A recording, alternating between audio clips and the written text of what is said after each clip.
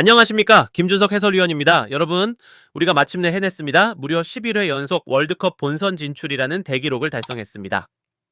2026년 북중미 월드컵에서도 자랑스러운 태극기가 휘날리게 됐습니다.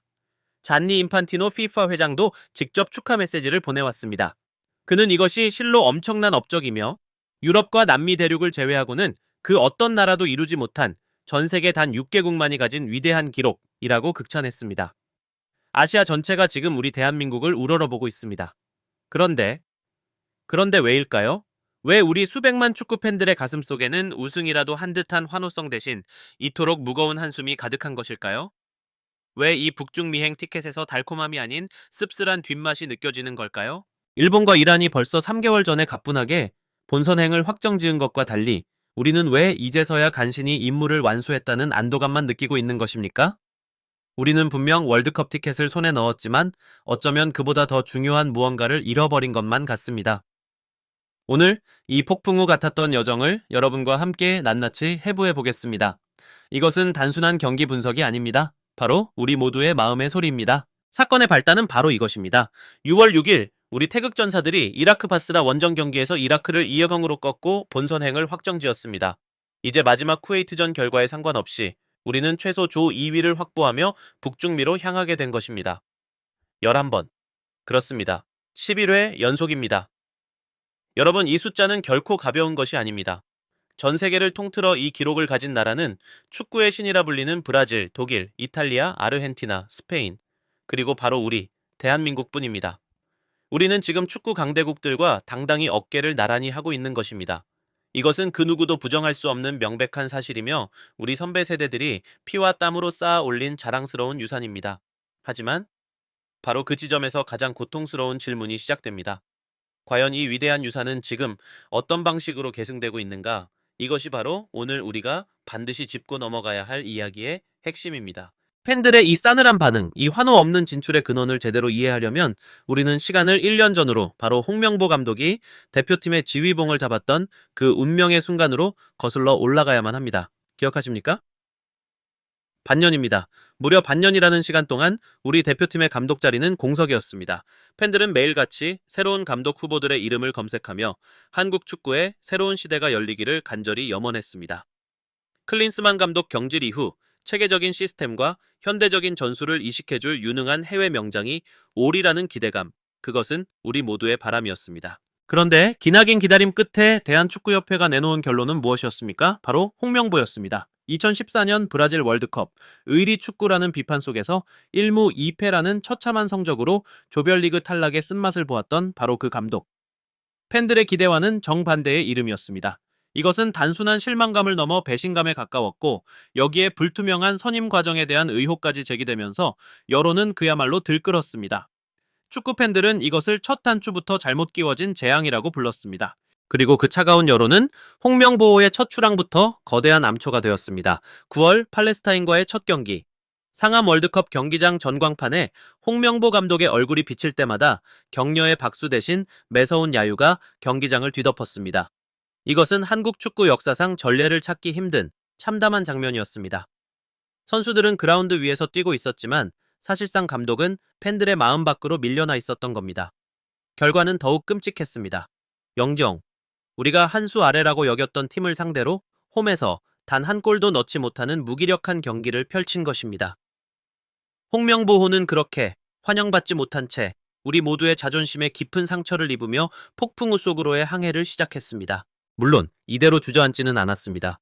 위기 속에서 희망의 불씨가 타오르는 순간도 분명 있었습니다. 오만 원정에서 3-1로 승리하며 한숨을 돌렸고 특히 우리에게 카타르 아시안컵 준결승에서 0-2 패배의 치욕을 안겼던 요르단을 그들의 안방에서 2-0으로 완벽하게 제압했을 때 팬들의 얼어붙었던 마음은 잠시나마 녹아내렸습니다. 복수에 성공한 선수들을 보며 이것이 우리의 저력이다 라고 생각했습니다. 이어서 홈에서 열린 이라크와의 힘든 경기에서도 3-2로 승리하며 3연승을 질주했습니다. 바로 그 순간 정말 아주 잠시 동안 거셌던 비판 여론은 수면 아래로 가라앉았습니다. 팬들은 마지막 남은 희망을 끌어모으기 시작했습니다. 어쩌면 정말 달라졌을지도 몰라. 과거의 실패를 교훈 삼았을 거야. 조금 더 시간을 줘보자. 우리 스스로 그렇게 되뇌이며 믿어보려 애썼습니다. 그렇지 않습니까? 하지만 그 신락 같던 희망은 신기루처럼 사라져 버렸습니다. 월드컵 본선 조기 확정이라는 축포를 쏘아 올릴 수 있었던 지난 3월, 오만과 요르단을 상대로 한 홈 2연전. 이곳은 모든 의심을 자축으로 바꿀 수 있는 최고의 무대였습니다. 하지만 결과는 무엇이었습니까? 두 경기 연속, 팬들의 뒷목을 잡게 하는 1윌 무승부였습니다. 과정은 더욱 최악이었습니다. 우리가 먼저 선제골을 넣습니다. 그리고 얼마 지나지 않아 마치 약속이라도 한 듯 어이없는 수비 실수로 동점골을 내줍니다. 이 답답하고 무기력한 패턴이 마치 복사해서 붙여넣기 한 것처럼 두 경기에서 똑같이 반복됐습니다. 팬들은 희망이 아닌 절망을 보았습니다. 도대체 이 팀의 전술적 색깔이 무엇인가? 공격 축구인가? 수비 축구인가? 방향성 자체가 보이지 않는다. 선수 교체 타이밍은 왜 항상 경기의 흐름과 반대로 가는가? 라는 본질적인 비판들이 본물 터지듯 다시 쏟아져 나왔습니다. 우리가 우리의 심장과도 같은 안방에서 이렇게 쩔쩔매고 있는 바로 그 시간, 우리의 영원한 라이벌 일본과 아시아의 맹주이라는 이미 3개월 전에 편안하게 소파에 앉아 웃으며 본선행을 확정지었다는 사실. 이것이야말로 우리의 가슴을 가장 아프게 후벼 파는 냉혹한 현실입니다. 결국 우리는 마지막 경기 직전까지 손에 땀을 쥐며 이라크 원정 9차전에서야 겨우 아주 간신히 북중 미행 티켓을 손에 쥘 수 있었던 것입니다.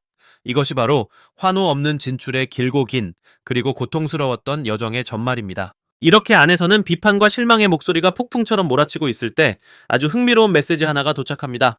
바로 잔니 인판티노 FIFA 회장의 축하 영상이었습니다.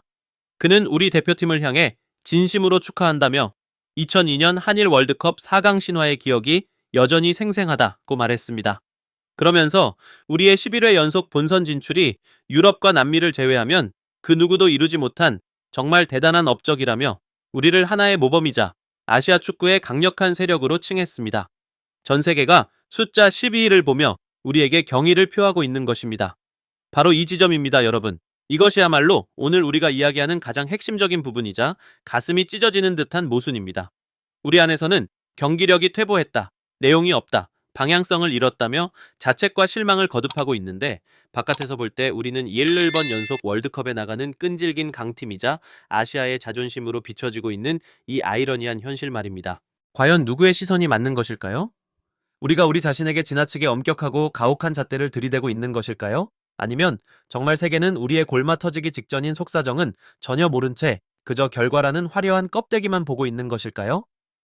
이번 북중미행 티켓은 우리 안에 잠재된 저력의 증거입니까? 아니면 그저 운 좋게 비교적 쉬운 죄 편성된 덕분에 얻어걸린 행운의 결과물일 뿐입니까?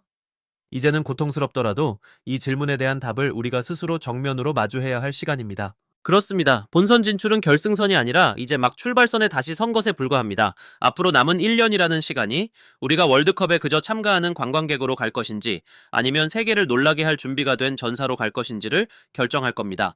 그리고 홍명보 감독의 책상 위에는 지금 당장 해결해야 할 숙제들이 산더미처럼 쌓여 있습니다. 첫 번째 숙제, 바로 우리의 캡틴이자 살아있는 전설인 손흥민입니다. 이제는 우리 모두가 이 냉정한 현실을 받아들여야 합니다. 손흥민 선수가 서서히 노화 곡선에 접어들었다는 사실 말입니다. 1년 뒤 월드컵 본선의 그 격렬한 무대에서 그가 지금과 같은 폭발적인 체력으로 풀타임을 소화할 수 있을까요? 이런 말을 꺼내는 것 자체가 너무나 가슴 아픈 일이지만 이제는 그의 뒤를 이을 대체제를 준비하고 시험하는 플랜 B를 본격적으로 가동해야만 합니다. 이것이 바로 냉정한 프로의 세계입니다. 두 번째 숙제는 한국 축구의 미래, 천재, 이강인의 활용법을 극대화하는 것입니다. 그의 번뜩이는 패스와 창의성은 우리 대표팀에 반드시 필요한 공격 무기입니다. 하지만 가장 큰 문제는 그의 소속팀에서의 불안한 입지입니다. 지난 시즌 소속팀에서 주전 경쟁에 어려움을 겪었던 그가 월드컵 전까지 꾸준한 출전 기회를 확보해 경기 감각을 최상으로 끌어올릴 수 있느냐가 관건입니다. 선수는 경기를 뛰어야 성장합니다. 세 번째, 대표팀 허리의 중심, 중원의 사령관, 황인범의 최적 파트너를 발굴해야 합니다.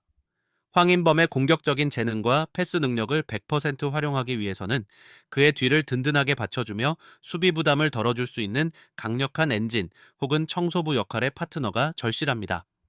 이 조합이 완성되어야 우리 대표팀의 허리가 비로소 단단해질 수 있습니다. 마지막으로 대한민국 수비의 철기둥, 김민재의 컨디션 관리입니다. 그의 고질적인 발목 부상이 자칫 만성화될 수 있다는 우려의 목소리가 계속해서 나오고 있습니다. 그가 없는 대한민국 수비진은 상상할 수조차 없습니다. 그의 몸 상태를 세심하게 관리하고 보호하는 것이 그 어떤 전술보다도 중요한 최우선 과제입니다. 이 네 가지 핵심 과제들은 앞으로 남은 1년 동안 홍명보 감독이 말이나 인터뷰가 아닌 오직 그라운드 위에서의 결과로 우리에게 답을 보여줘야 할 가장 무겁고도 중요한 책임입니다. 그리고 이 모든 논란과 과제, 이 모든 기대와 실망의 끝에는 결국 단 한 사람의 이름이 남습니다. 바로 홍명보 감독입니다. 2002년 4강 신화의 중심에서 온 국민을 열광시켰던 영원한 리베로, 우리의 전설.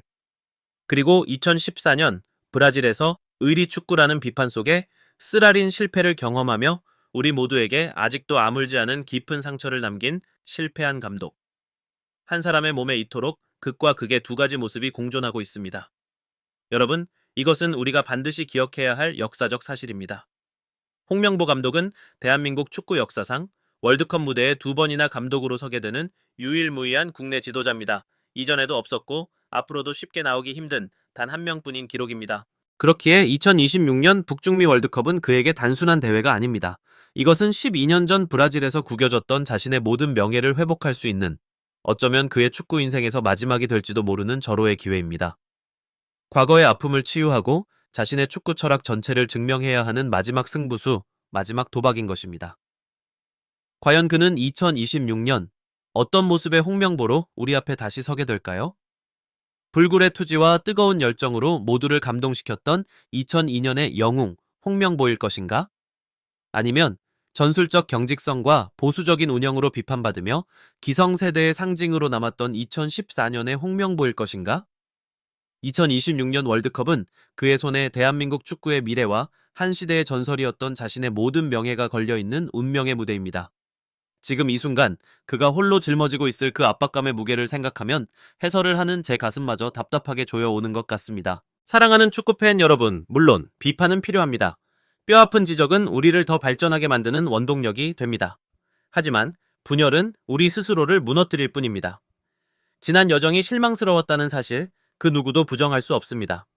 하지만 결과적으로 월드컵 티켓은 우리 손에 쥐어졌고 홍명보호라는 배는 이미 목적지를 향한 항해를 시작했습니다. 이제 선택은 두 가지입니다. 계속해서 야유하며 이 배를 침몰하게 둘 것인가, 아니면 함께 노를 저으며 구멍을 메우고 앞으로 나아갈 것인가. 저는 후자를 택하겠습니다. 한 명의 팬으로서, 그리고 해설위원으로서 저는 앞으로도 날카롭게 분석하고 건설적인 비판을 멈추지 않을 것입니다. 하지만 그 모든 것의 근본에는 우리 대표팀을 향한 응원이 있을 것입니다. 왜냐하면 저것은 우리의 대표팀이고 우리의 태극마크이기 때문입니다. 이제부터 우리 12번째 선수들이 함께 바꿉시다. 실망을 동력으로, 비판을 건강한 감시로, 그리고 의심을 조건부의 희망으로 만들어 대표팀이 변화하고 발전할 수밖에 없는 긍정적인 압박을 만들어냅시다. 이 여정에 대한 여러분의 생각은 어떠십니까? 아래 댓글로 여러분의 소중한 의견을 남겨주십시오. 여러분의 목소리가 가장 중요합니다. 지금까지 김준석 해설위원이었습니다. 구독과 좋아요, 공유 잊지 마시고요.